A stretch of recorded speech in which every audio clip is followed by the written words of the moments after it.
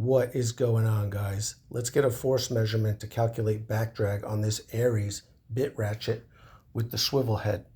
The line is tied off at 2.5 inches. I'm using this hex bit to couple the ratchet to the machine. The line is going to travel over to this pulley down to this weight of 26 grams. Let's zero it and get a measurement.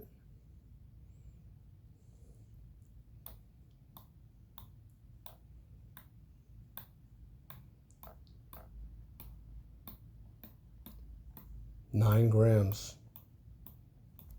And I'm just manually turning the machine. So we'll be able to calculate the back drag.